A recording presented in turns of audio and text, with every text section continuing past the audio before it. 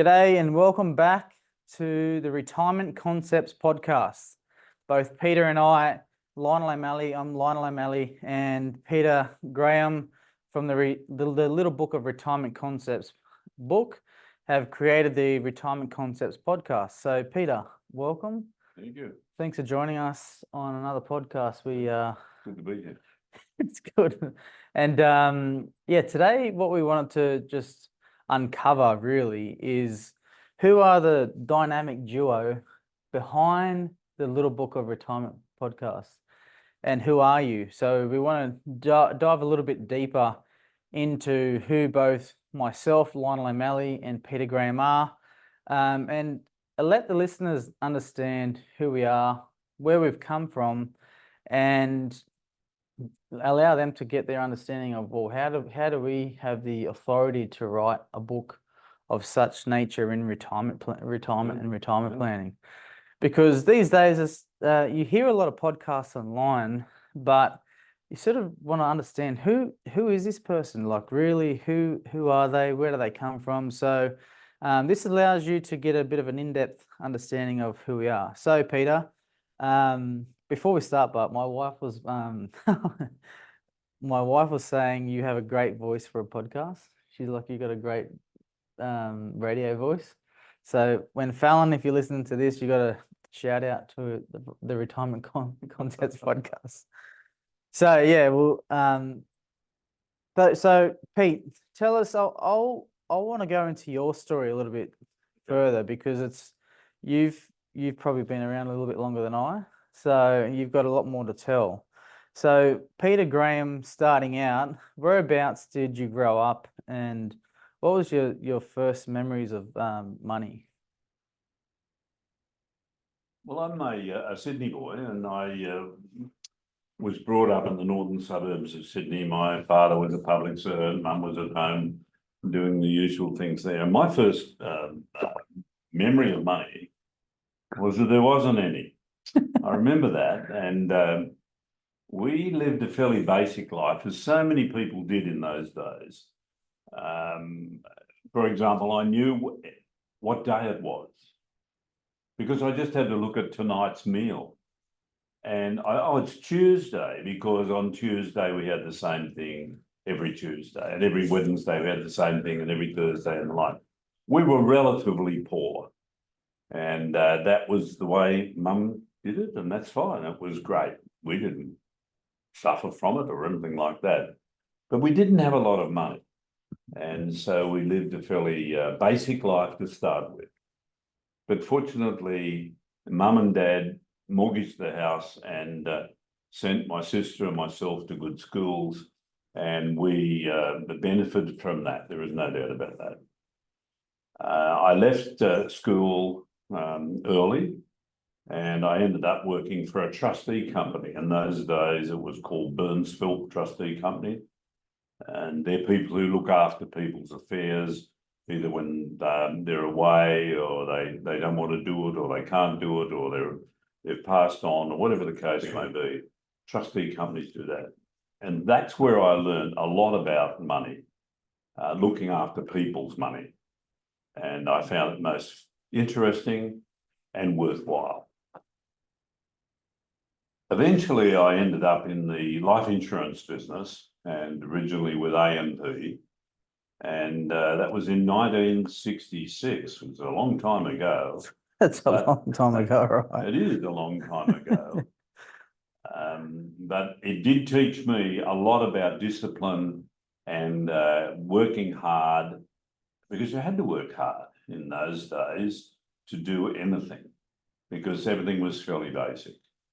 But moving on from there, I subsequently ended up with my own license in securities, and I've had looked at various aspects of financial planning, and I've thoroughly enjoyed myself. I'd have to say it's been an extraordinary experience helping people, getting out there and discovering people's problems, and then coming up with 4 or 5 solutions, working out the best solution for that person, and then seeing it work over a long period of time. And it's really been a most beneficial experience for many of the customers and for me. I've had an absolutely fabulous time. Wow, that's a quick. I reckon that's a quick summary of the parts of where you started out in your journey. So it's interesting because a lot of people in the advice world have gone through the AMP world. You know what I mean? I started off in a financial planning practice that was licensed under AMP as well. And it's a pity these days to see that brand itself being torn down because it's helped out so many people in the past.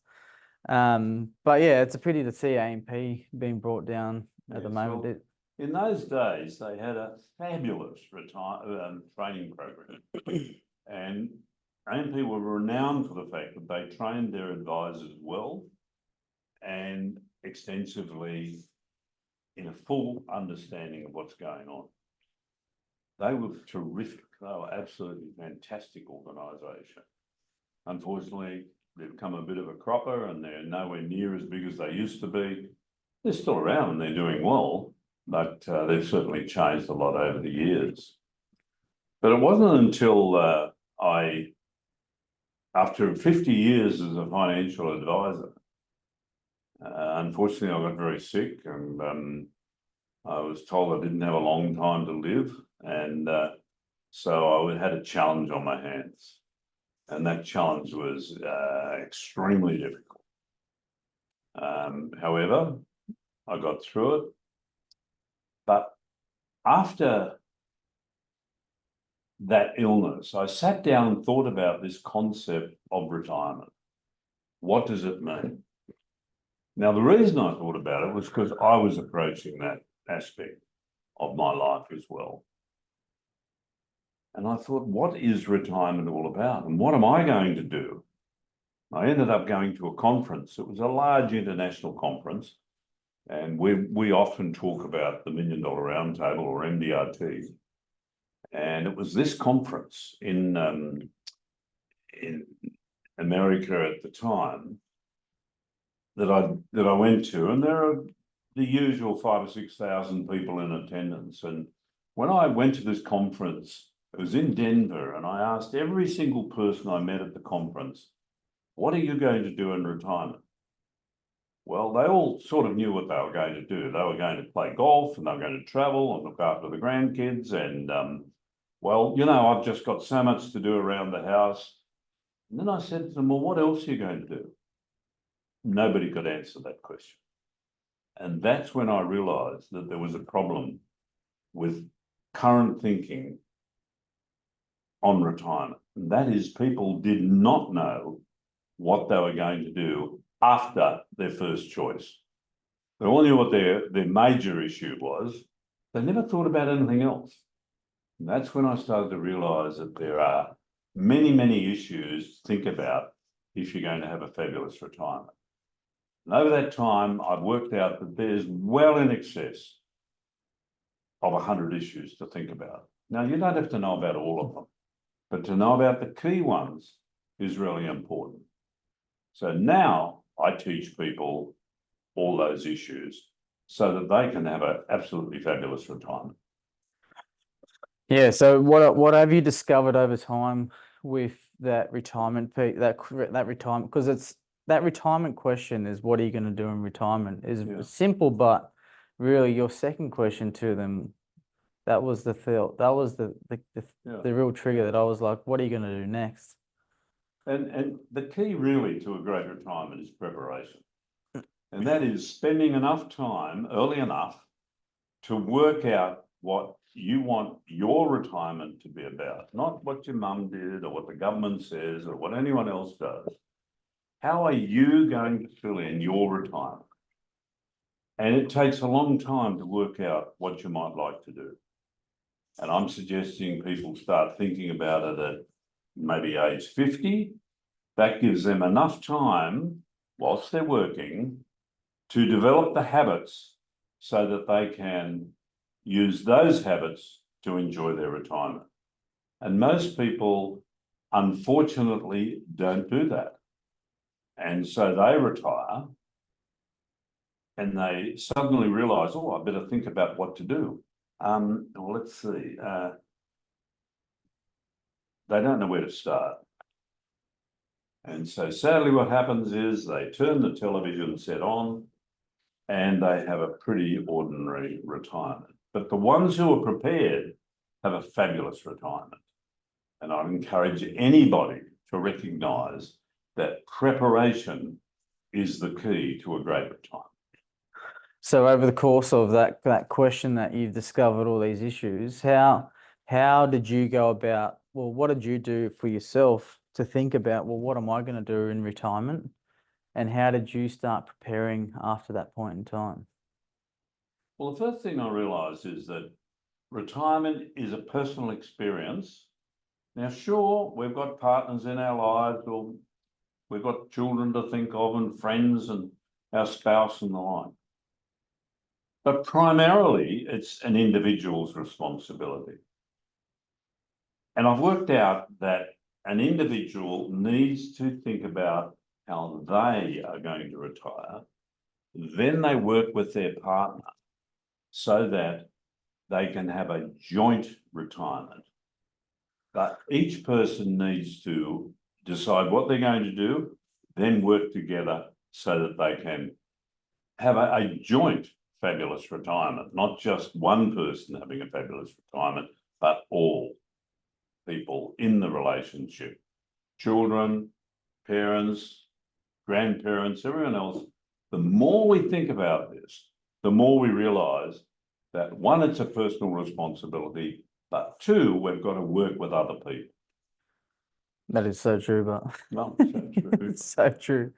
Because you've always find that in the relationship, there's always a domineering side of the relationship at some stage. Well, obviously just not domineering, but one person makes more of the decisions than the other person makes. That's right. Because they've either sometimes got more drive or whatever it is in part of that relationship or how that dynamic works. Yeah. So, but you can't forget the other person on the other side because they're vitally important to keep jointly together happy as well. So it's really important these days to make sure that you are obviously doing this together as a couple, doing it together, jointly together. So you can both get the most out of your retirement. So that's very interesting to talk about, Pete, because I always come across this with all my clients. It's like, what do you want to do? And then there's only one person talking in the conversation.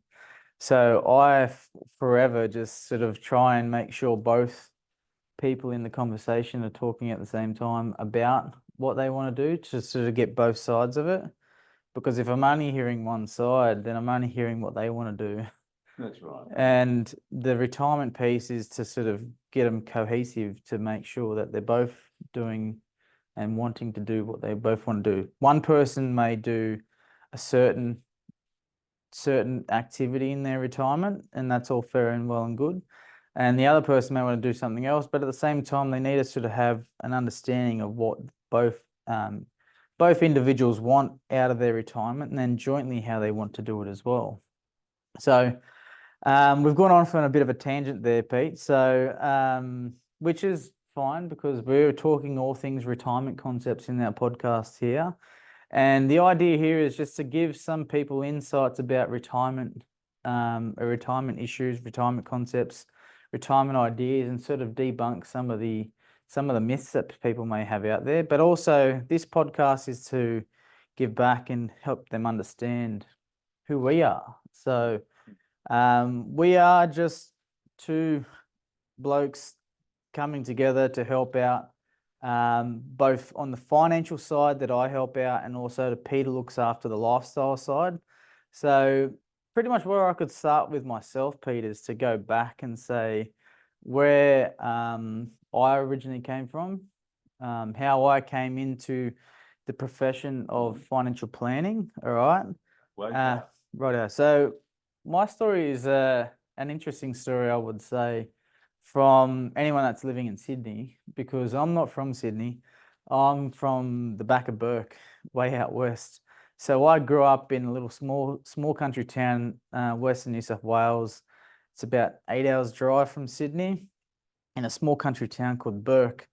Now, Bourke's a lot of people know about Bourke, but a lot of people have gone through Bourke. But I grew up there for the first 15 years of my life. My dad was a shearer, and my mum used to work at a clothes store. My first memories of actually going to work and working hard was I'd go shearing with my dad at like the ages of like 4 or 5. So I would go out to the shearing sheds at 5 years old. I remember getting picked up from like preschool one time to go shearing with my dad. And we'd go out to the shearing sheds and we'd be out in the shearing sheds all day, like a 4 or 5 year old kid out in the shearing sheds. But there's some of my fondest memories as well, because I had learnt the importance of hard work and working hard throughout the course of the whole day. We would also do some work at the same time. Our work would be helping the other rouseabouts, they call them, put all the sheep into the pens and move the sheep into the shearing shed. And then our favourite time, me and my friends that would go there, they were their sons as well. They would go out shearing with us, and we'd jump on the. So when you're shearing a sheep, what usually happens is there's a secateurs where they would shear the sheep with, and there was it's like an electric type thing. And when to give your back a little bit more support, they'd use this thing called a sling, like a spring that's attached to something above you, and then there's this big C-shaped piece of metal with like cushioning on it. So our favorite time at Smoko and lunchtime was to jump on top of the slings, and it's like a bungee, it's like a bungee cord type thing. So we'd be jumping on top of these slings at Smoko time and lunchtime. So they're like one of my first memories growing up out in the bush. So it was growing up in a small country town, but as a lot of people would know if they're from small country towns, everyone knows everyone from the area. So in a small country town, there was like 1,500 to 2,000 people there. And it was good to be in the sense that you could walk around town and you would know everyone in the town. You would know the car they drive, where they live, who their cousins were, who all their relations were. So everything sort of was kept within the town, and there was like a lot of small talk in a small country town. But as a youngster growing up there, this was the days where there was not really mobile phones, or there wasn't anything like that. So, but you still couldn't get away with anything. Anytime that something happened or you got up to mischief, it'd always go back to your parents straight away, because someone in the town would have seen it, and it'd always go back to your parents straight away. So, but no, it was good. I grew up on it's called North Bourke, which is north of Bourke, on a small, tiny little piece of dirt there on top of a river. So I'm sort of a water kid. I grew up next to the water, fishing and swimming and all that sort of stuff as my childhood. So, but where that led to is I moved down to Sydney after finishing my HSC, and was playing semi-professional rugby league for the Bulldogs. So I moved down to Sydney, and that was my dream, to play NRL. After a couple of knee reconstructions and a bit of time out of the game, I sort of found myself juggling which way do I go with it. I started, well, how I got into financial planning, the degree, was interesting as well, because I finished my contract at the Bulldogs, and I didn't have anywhere to go really in terms of footy. So I moved to another team called Western Suburbs, but my contract at the Bulldogs, I was pretty much working there full time. So I got a job with one of my mates from Bathurst, actually.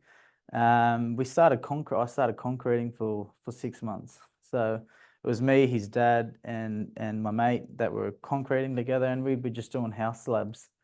So that was my first hand experience of tough, hard work in Sydney. And I was like, I don't know whether I'm going to do this for the rest of my life. I'm sure I can do something different. And the analogy that I used was, the guy that I was working with, he'd wear gumboots and short shorts every day and no t-shirt, and he'd walk around and he looked like a worn out leather boot. He was 50 odd years old. I'm like, I don't want to get to 50 years old and be in that state of, so I was like, oh, surely I can use my brains and what I've learnt so far throughout the course of my life to go into something. So then I just chucked myself into a degree of accounting and financial planning. And then that led me into an internship with a small financial planning practice out at Castle Hill. And then once I'd finished my degree, I was pretty much ready to go and give advice in my head. So they didn't have the opportunity for me to go and work in their small practice. So then I sought out other opportunities out in the market, and I landed at a large financial planning firm in North Sydney that was licensed under AMP as well. So, and then I started there, started financial planning, and a lot of my clients ended up at that practice were pre-retirees and retirees. So I became very familiar with the retirement space, and yeah, I did a lot of age pension, annuities, pension accounts, and superannuation advice. So that's pretty much led me to where we are up until today, really. So it's interesting the turns and the circles that you go around throughout the course of your career. But yeah, it all makes for the experience, I think. What do you think, Pete? I think so, and to just finalise this discussion, I think the key to a good retirement is that you need money and you need good lifestyle skills. Now, Lionel can help you with the financial aspects of your retirement, and it's critically important to get that right, because if you get that right, the financial side's a lot easier. And a well-planned retiree, as far as finances are concerned, will spend 4 or 5 hours a year looking at money. People who aren't planned will look at it every day, and there's no purpose in doing that. So it's important to get it planned so that you can have that fabulous retirement. Where I step in is I help you with how to fill in maybe 30 years. 11,000 days you might spend in retirement. So you need both aspects under control so that you can have a fabulous retirement. You need the money side and the lifestyle side. And that's where we can help you. So I think we'll just wrap it up there for this podcast. So you've got to understand us a little bit further in deep depth now about who we are, and we hope that you're enjoying the podcast so far. We tend to gonna do these on a regular basis, so we're going to bring a lot more information out to the pre-retirees and retiree market. So if you have any questions about anything that you want covered in the Retirement Concepts podcast, please send us a message on our socials or our email address. There's a Facebook group and there's an Instagram page for all of our socials at the moment. Make sure you subscribe and download the podcast, which will be on all the major podcasting platforms. But until then, take care and we'll speak to you soon. Cheers. Thank you very much.